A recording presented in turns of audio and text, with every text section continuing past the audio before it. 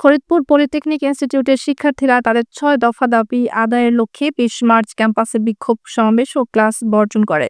বিক্ষোভ শেষে প্রতিষ্ঠানের অধ্যক্ষের কাছে স্মারকলিপি জমা দেওয়া হয়। এরপর শিক্ষার্থীরা একটি বিক্ষোভ মিছিল বের করে, যা এএফ মুজিবুর রহমান সড়ক অতিক্রম করে লালের মোড় এলাকায় গিয়ে শেষ হয়। শিক্ষার্থীদের ৬ দফা দাবি হলো: জুনিয়র ইনস্ট্রাক্টর পদে ক্রাফট ইনস্ট্রাক্টরদের ৩০% প্রমোশন কোটা অবিলম্বে বাতিল করতে হবে। জুনিয়র ইনস্ট্রাক্টর পদের জন্য শিক্ষাগত যোগ্যতা হিসেবে ডিপ্লোমা ইঞ্জিনিয়ারিং ডিগ্রি বাধ্যতামূলক করতে হবে। ক্রাফট ইনস্ট্রাক্টর সহ দেশের কারিগরি সকল পদে কারিগরি শিক্ষায় শিক্ষিত জনবল নিয়োগ করতে হবে। পলিটেকনিক ইনস্টিটিউটের শিক্ষার্থীদের জন্য সকল বিভাগীয় শহরে প্রকৌশল বিশ্ববিদ্যালয় স্থাপন করতে হবে। কারিগরি শিক্ষা বৃদ্ধির লক্ষ্যে প্রাথমিক বিদ্যালয়ের শিক্ষক পদে ডিপ্লোমা প্রকৌশলীদের চাকরির আবেদনের সুযোগ দেওয়া এবং ডিপ্লোমা প্রকৌশলীদের জন্য প্রাইভেট সেক্টরে বেতন স্কেল নির্ধারণ করতে হবে।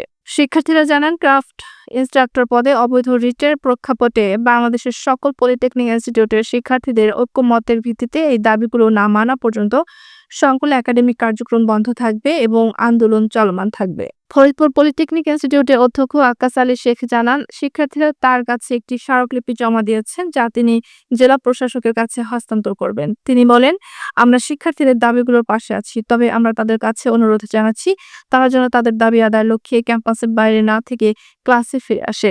আমরা সব সময় শিক্ষার্থীদের পাশে আছি।